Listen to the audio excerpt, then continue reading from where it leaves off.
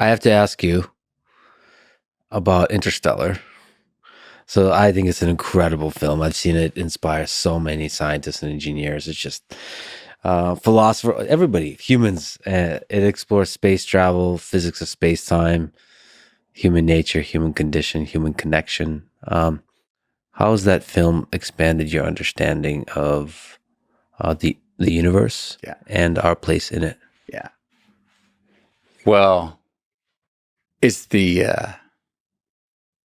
it's got the old Mr. Mayor on the corner, how big is that cloud metaphor in it? Because that was the character I played, Cooper's, that was the existential question for him. Head down, practical, stay here, be a father to my children. But his dream before his children were to go explore space. So when he's taking that truck out and the countdown's going down, that's the hinge of the existential question that we all face in some form. The sense of time, which I think everyone loves, that sense of where time can run at different speeds. And there's an incredible scene where Cooper, as a father, is getting video feed from his children who have aged, and he's realizing he's missed all that.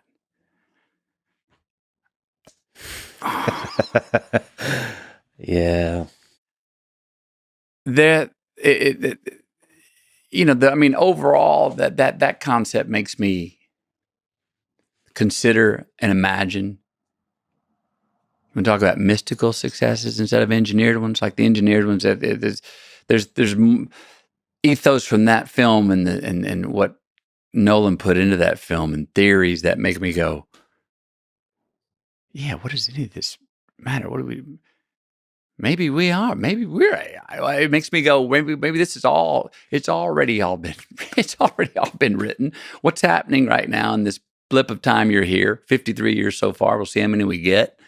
What other parallel timelines are happening out there? Is it small-minded of us to define life on other planets as only something that can live within a climate that has water in this amount of O2? Those terms may be too small. Thing. What do you mean? Are we saying only life has to have water in this amount of oxygen and carbon dioxide? Maybe there's a whole redefinition of the ingredients that other life forms need. It's sure in a similar way to Contact, which is a movie I did with Bob Zemeckis. Inspires me that the universe is more active and lively and God's backyard's bigger than I thought. And wow, that's exciting.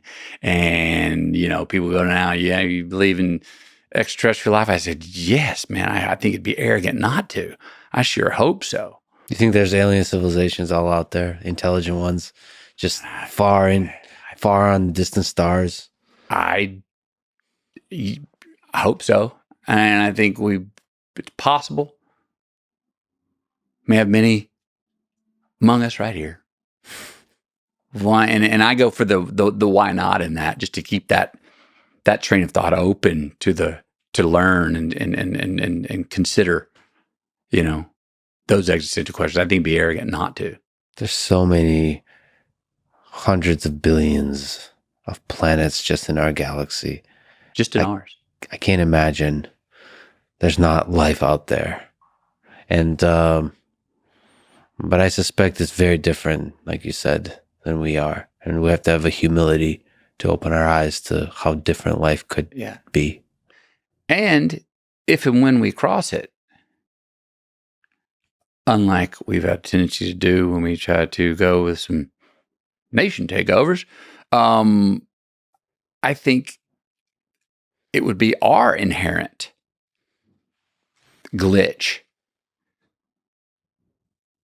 to go in believing that any other life form civilization wants to take over territories, to go into it with thinking that, okay, this is an opposition. I think that's a human trait of ours. And to consider that another life form would have an interest that more land or more territory is good for them. I think is a shallow idea. I think of it more like, when I think of heaven, those considerations are not in anyone's mind, heart, or intent in the heaven that I think of. So in other civilizations, these things, I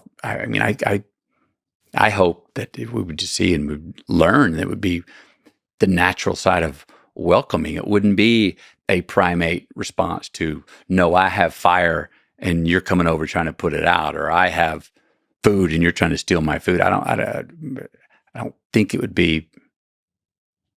I think it's a shallow thought to think that, it's going to be about ownership and we would be trespassing. I think it would be. I don't think they would have a sense of borders as we do. I just hope we humans are smart enough to detect and to see aliens, because of how different they are. We often have a very narrow definition of what is intelligence.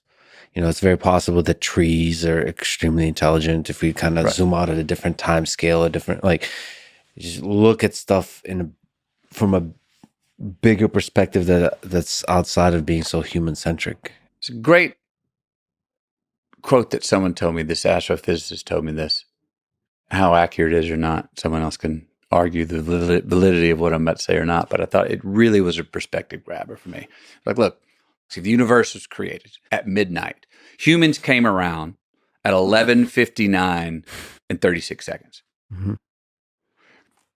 I love little analogies that frame, like that make you, oh, yeah, the pale blue dot. There it is, that perspective. Mm-hmm. Something so relaxing and empowering about that at the same time, and humbling, but confidence boosting. Allows forgiveness, allows ambition. I just love the perspective of that picture, to picture it that way in our timeline.